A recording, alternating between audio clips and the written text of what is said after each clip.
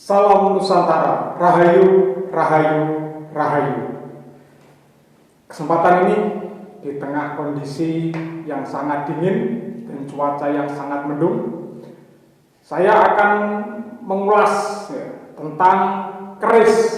Keris sebagai sebuah warisan dari leluhur Jawa. Mengapa saya membahas keris? Karena kita akui bahwa UNESCO telah mengakui keris sebagai salah satu warisan Nusantara, heritage of Nusantara. Nah, tentunya ketika saya membahas keris tidak seperti empu sang pembuat keris, tetapi saya membuat keris dari kajian filsafat ilmu. Bicara filsafat ilmu, tentu ada 3 hal yang harus kita kaji. Yang pertama epistemologi, yang kedua ontologi, yang ketiga adalah aksiologi. Nah, bagaimana keris itu dilihat atau dikaji secara filsafat ilmu? Nah, ini saya sudah membawa sebilah keris, ya, sebilah keris.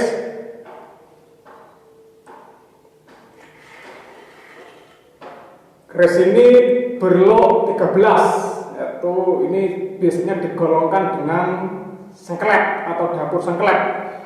Lok 13 yang berpamor belarak sineret, ya. Nah, saya akan mengkaji keris secara epistemologi dulu. Bicara epistemologi itu bicara tentang sumber pengetahuan. Tentunya kalau teman-teman membaca buku-buku filsafat, teman-teman akan memahami apa itu epistemologi, yaitu ilmu yang mengkaji tentang sumber pengetahuan. Di epistemologi itu ada 5 hal yang akan dikaji. Yang pertama adalah aliran rasionalisme, ya. Yang kedua empirisisme, yang ketiga fenomenalisme, keempat adalah intuisionisme, dan yang kelima adalah saintisme atau metode ilmiah. Rasionalisme itu adalah aliran yang meyakini bahwa sumber pengetahuan yang benar itu adalah rasio, sementara indrawi itu hanya alat bantu saja. Kalau empirisisme itu adalah aliran filsafat yang meyakini bahwa sumber pengetahuan yang benar itu adalah indrawi manusia, empirik, pengalaman-pengalaman yang bersifatnya indrawiya. Bagi kaum empirisisme, rasio itu hanya pendukung, ya. Jadi empirisme ini kebalikan dari rasionalisme. Yang ketiga adalah fenomenalisme. Ini satu aliran yang meyakini bahwa ada sumber pengetahuan yang rasio murni, tetapi ada juga pengetahuan yang hasil perpaduan antara rasio dengan dunia indrawiya atau dunia empirik. Pengetahuan yang bersifat rasio murni itu contohnya apa? Matematika, simbol-simbol, bahasa, itu rasio murni, karena kita tidak akan pernah tahu seperti apa itu simbol-simbol sebenarnya. Lalu ada pengetahuan yang merupakan perpaduan antara rasio dengan dunia empirik. Contohnya apa? Pohon. Pohon itu, nama pohon itu hasil olah pikir manusia, hasil olah pikir akal. Nah, olah pikir itu didasarkan kepada satu benda atau satu barang yang memiliki batang, memiliki akar, daun, maka manusia menyebutnya pohon. Itu adalah fenomenalisme. Yang ketiga adalah pengetahuan intuisionisme.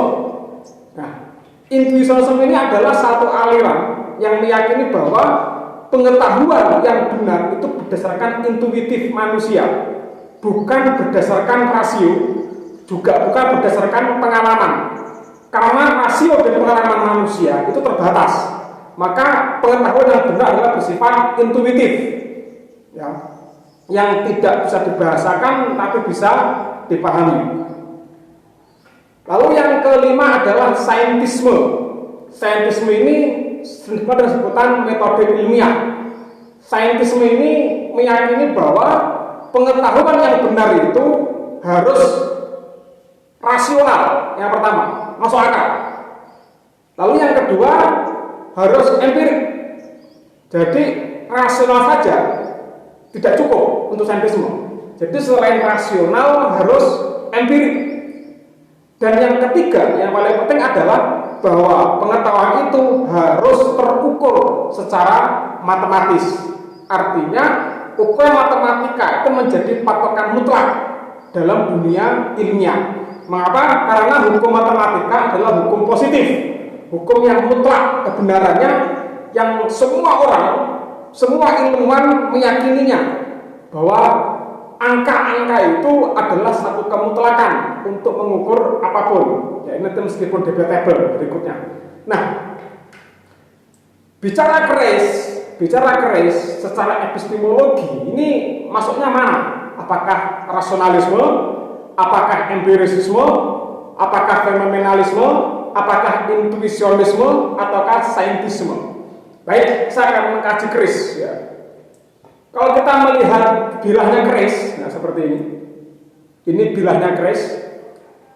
Keris ini selalu dibuat dalam 3 jenis bahan dasar. Ya. Yang pertama adalah besi, yang kedua adalah baja, ada besi baja, yang ketiga adalah pamor, ya, logam besi, logam baja, dan logam pamor. Jadi keris-keris itu dari dulu sampai sekarang minimal mengandung 3 itu, logam besi, logam baja, dan juga logam pamor. Mungkin nanti ada empu yang menambahi logam emas seterusnya, itu tambahan, tapi dasar keris minimal 3 itu, yaitu logam besi, logam baja, dan logam pamor. Nah, yang kedua, lalu keris itu diolah. Ya, Anda bisa melihat di berbagai macam video tentang pembuatan keris. Lalu keris itu diolah, dipukul, dipanasin, dipukul berkali-kali sampai terbentuk sebilah keris seperti ini. Ya. Artinya apa? Artinya kalau kita bicara dari segi epistemologi filsafat, maka ini masuknya adalah saintisme. Mengapa? Karena rasional. Untuk membuat keris, seorang empu itu harus bisa mengukur berapa bahan besi, bahan baja, atau bahan pamor yang dibutuhkan untuk sebilah keris. Seperti ini misalnya, ini ada 13 ya. Seorang empu harus tahu itu. Ini bukan asal ngawur, bukan sekedar penerawang, tetapi seorang empu harus jeli. Oh, saya mau membuat keris berlok 13. Maka besi baja pamor yang saya butuhkan sekian, panjangnya sekian. Nah, ini seorang empu seperti itu. Jadi ciri pertama seorang pembuat keris atau seorang empu, dia harus bisa mengukur bahan apa yang berapa bahan yang ia butuhkan, sehingga nanti bahan itu menjadi sebilah keris yang pas sesuai dengan rencananya. Jadi secara epistemologi sebenarnya keris ini termasuk saintisme, karena harus rasional. Yang kedua harus empirik. Nah, kalau kita bisa melihat keris seperti ini bisa kita lihat kerisnya, ya, ini bisa kita raba, ini bisa kita ukur panjangnya berapa senti, ya, dan ini bisa kita bisa kita jadikan bahan observasi atau bahan ilmiah untuk mengkaji berapa banyaknya logam yang ada di keris ini. Nah, jadi nggak boleh sembarangan bikin keris sembarangan, besinya nggak beraturan, bajanya juga asal-asalan, nggak bisa.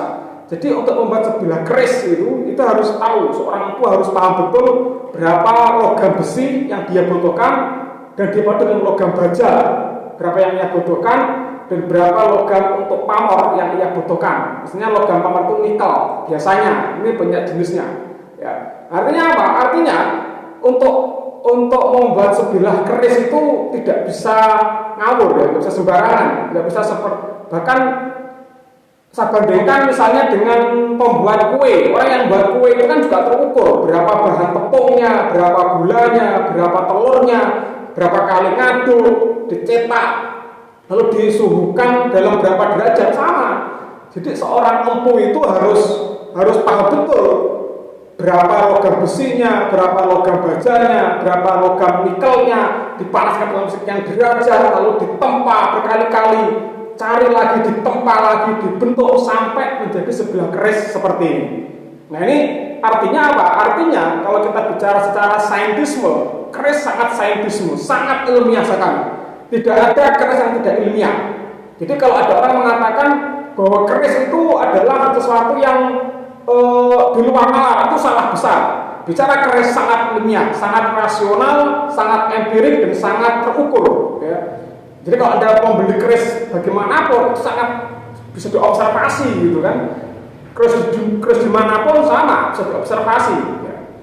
Lalu apakah tidak ada epistemologi lain selain saintisme? Ada. Misalnya keris itu juga bersifat intuitif, intuisionisme. Nah ini saya mengutip kata-kata Henry Bergson. Henry Bergson itu salah satu tokoh intuisionisme yang sangat terkenal. Kata Henry Bergson bahwa intuisi manusia ini bersifat sukmawi, itu bisa memahami apapun, ya, memahami apapun tanpa bantuan simbol, bahasa apapun angka. Nah, dan pemahaman ini bisa dirasionalkan sesuai dengan bahasa yang dipahami oleh seseorang.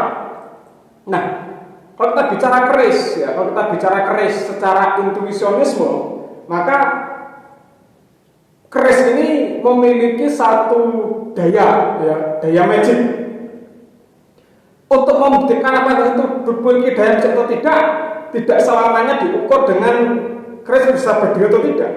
Tetapi sejauh mana seseorang itu bisa merasakan kehadiran keris, ya, itu penting sekali bagi teman-teman yang memiliki mata ketiga atau memiliki sixth sense itu rasa keenam, bisa merasakan setiap benda bisa dirasakan.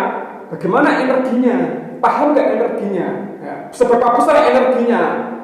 Maka keris pun itu kalau dia dari epistemologi sangat intuisionisme. Karena seorang empu itu ketika membuat keris juga melalui ritual-ritual yang sudah diajarkan turun-temurun sejak leluhur Jawa dulu.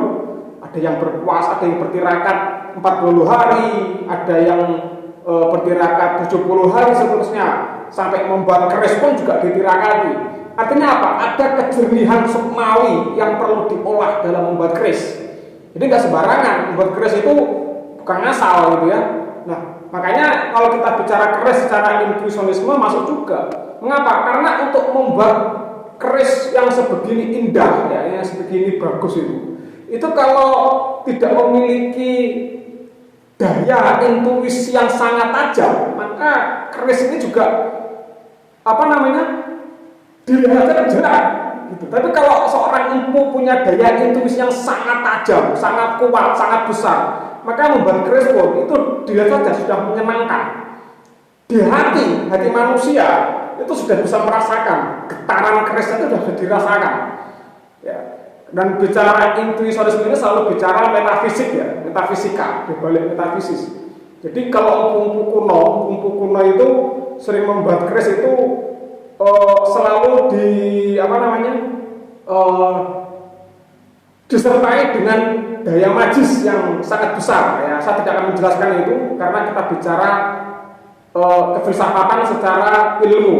Nah itu, jadi kalau kita bicara intuisionisme, maka keris pun juga memiliki daya itu, daya magic itu. Orang mau percaya atau tidak, sebenarnya ketika dia memegang keris, ya itu bisa dirasakan. Apa rasa yang dia rasakan? Ya, itu bisa dilihat. Apakah juga fenomenalisme? Ya jelas, karena keris ini hasil kreasi manusia, hasil kreasi, tetapi kreasinya sangat luar biasa. Jadi sama seperti spidol, ya, spidol itu dulu kan nggak ada. Maka orang berkreasi membuat alat tulis yang namanya spidol, dibikin dulu, diberi nama spidol. Nah, keris pun sama. Jadi orang membuat satu gambaran, lalu dibuat bentuknya seperti ini, dan dinamailah ini keris. Ya, nanti ini ada yang berdapur sengkelat, ada yang berdapur megantoro dan seterusnya. Jadi secara epistemologi keris itu sangat saintisme. Yang kedua sangat intuisionisme. Ini bagi para pencinta spiritual. Lalu juga bersifat fenomenalisme. Artinya keris itu hasil kreasi manusia yang diwujudkan dalam bentuk benda. Nah, ini sangat baik sekali. Lalu dari segi ontologi, ya, ontologi itu adalah satu ilmu yang mengkaji tentang hakikat yang ada. Apa sih hakikatnya itu? Itu kajian ontologi. Nah, di ontologi itu dasarnya ada dua, ada monisme dan dualisme. Monisme itu satu aliran yang meyakini bahwa segala sesuatu itu tunggal, ya, tunggal. Nah, ini ada dua aliran. Yang pertama materialisme, yang kedua idealisme. Yang materialisme itu punya pendapat bahwa apapun di dunia ini, di kehidupan ini itu bersifat materi, ya. Lalu yang kedua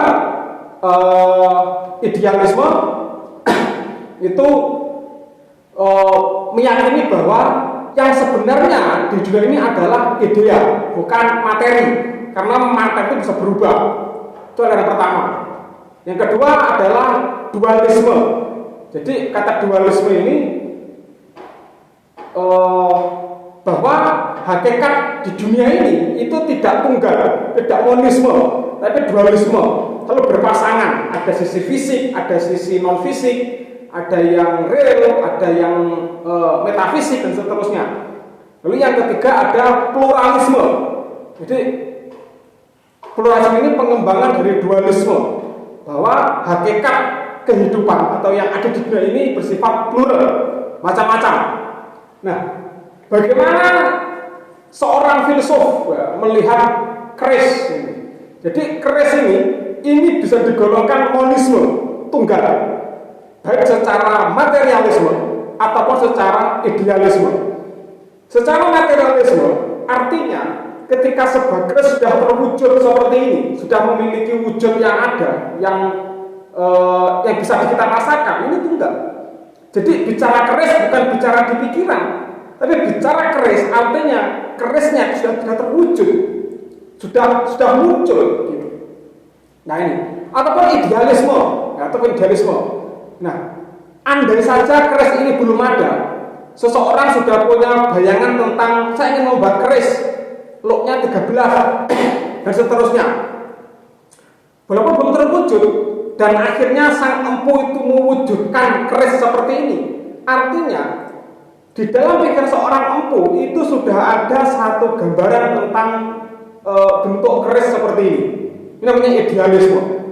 Nah, jadi kalau kita ingin mengkaji keris dari sisi ontologi, maka ini bisa masuk ke dalam idealisme dan juga bisa masuk ke dalam monisme. Apakah juga dualisme? Ya, benar juga. Tadi saya sampaikan bahwa secara epistemologi salah satu hal yang bisa dikaji dari keris itu adalah intuisionisme. Ya, artinya apa? Artinya kalau kita bicara keris bukan hanya bicara fisiknya, tapi juga metafisiknya apa di sini? Apa yang ada di dalam keris ini? Ya, energi apa sebenarnya? Ini dualisme. Ada keris yang terwujud benda seperti ini, lalu ada keris yang ada dalam pikiran sang empu, lalu ada keris yang memiliki daya yang bisa dirasakan oleh naluri manusia. Nah ini, jadi kalau bicara ontologi dalam segi filsafat ilmu tentang keris, ini bisa dikaji sebenarnya. Keris ini indah sekali. Dan yang terakhir adalah mengkaji tentang aksiologi, yaitu ilmu yang mengkaji tentang keindahan. Nah, di aksiologi ada dua. Yang pertama ada etika dan moral. Yang kedua ada estetika, itu tentang seni keindahan. Etika dan moral tidak sama, tapi sering digabung-gabungkan ya. Kalau etika itu berkaitan dengan apa yang seharusnya dilakukan, itu etika.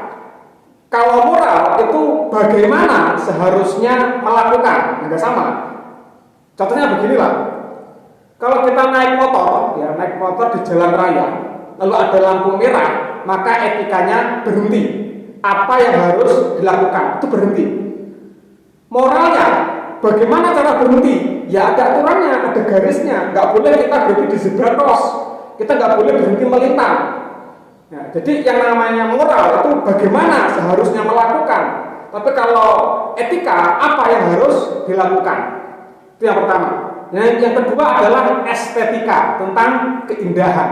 Nah, kalau kita kita bicara etika, maka di dalam pengetahuan Jawa atau kawruh Jawa, di dalam memegang keris, membuat keris, memakai keris itu ada etikanya, nggak boleh sembarangan.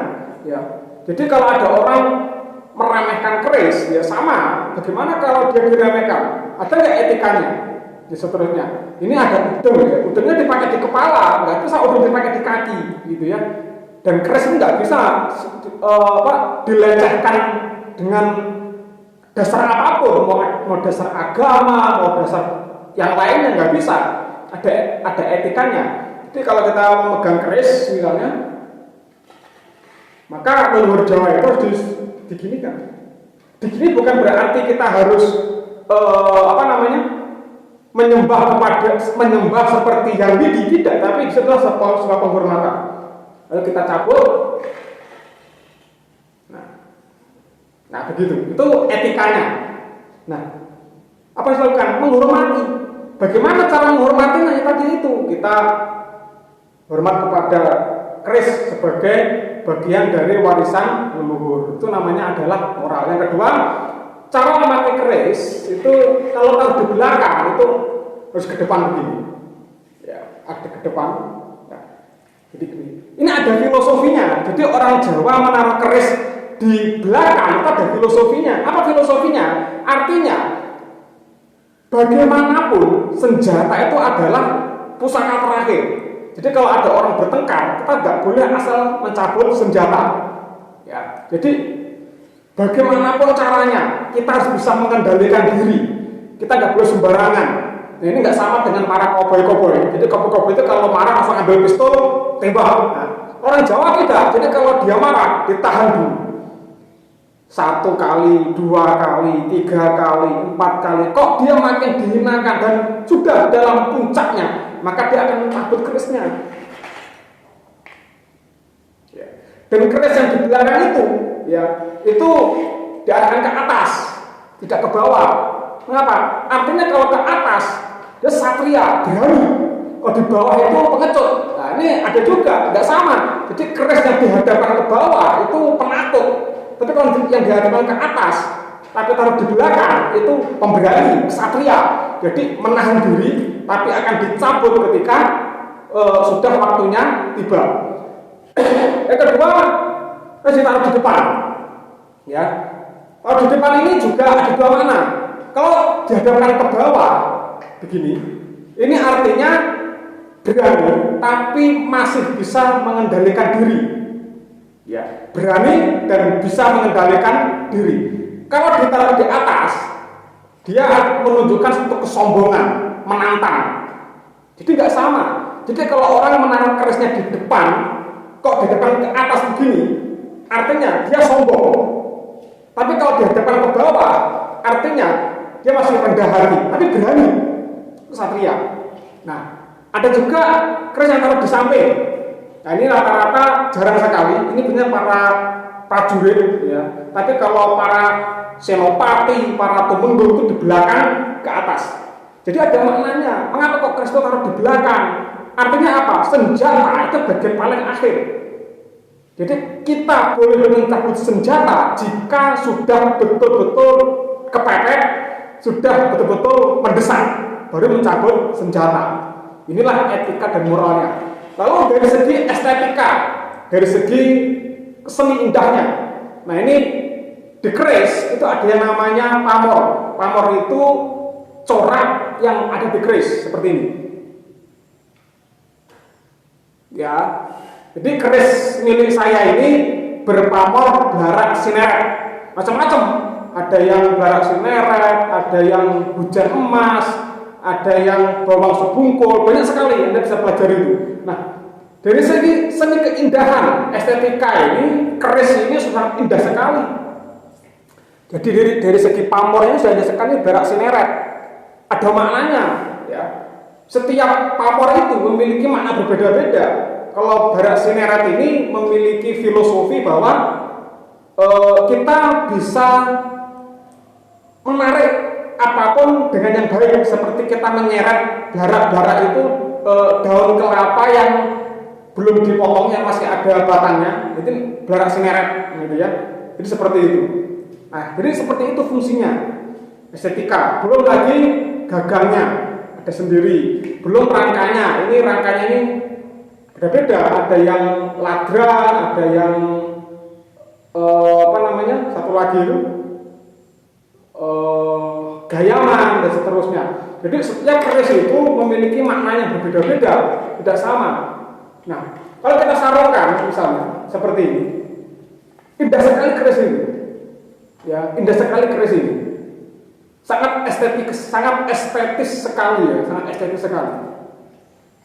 Nah, jadi kalau kita bicara keris itu sangat saintisme, ya sangat intuisionisme dan sangat fenomenalisme, juga bisa dikaji sangat ilmiah dan juga memiliki nilai yang luar biasa baik secara etis ataupun moral dan juga secara estetika. Makanya kalau ada orang menghina keris, maka ada orang bodoh sebenarnya. Kenapa? Karena keris ini adalah salah satu seni metalurgi leluhur Jawa yang sangat luar biasa sekali. Kalau orang Jepang itu bangga dengan katananya, jadi katana itu pedang yang dimiliki oleh ksatria samurai, mereka bangga. Sampai sekarang pun mereka bangga dengan metalurgi katana. Nah, kita orang Jawa harus bangga dengan keris sebagai metalurgi Jawa. Makanya kalau ada orang menghina keris, mengatakan keris itu sesuatu yang jelek lah, maka itu orang bodoh.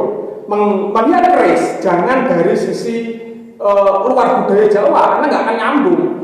Misalnya lihat keris dari sisi agama, ya nanti repot karena agama tidak mengajarkan tentang keris. Maka yang kita kaji adalah budaya.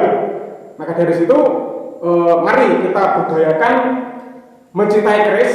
Ya, satu orang punya satu keris, dan karena keris sudah menjadi bagian dari heritage world, warisan dunia, maka sangat indah sekali, sangat gagah sekali jika setiap orang punya keris, baik laki-laki ataupun perempuan. Nah, mungkin ini ulasan singkat saya tentang keris ditinjau dari filsafat ilmu. Ya, nanti mungkin di lain waktu kita bisa lebih banyak diskusinya, ya, dan itu lebih baik. Sekian, salam dari saya. Rahayu, rahayu, rahayu.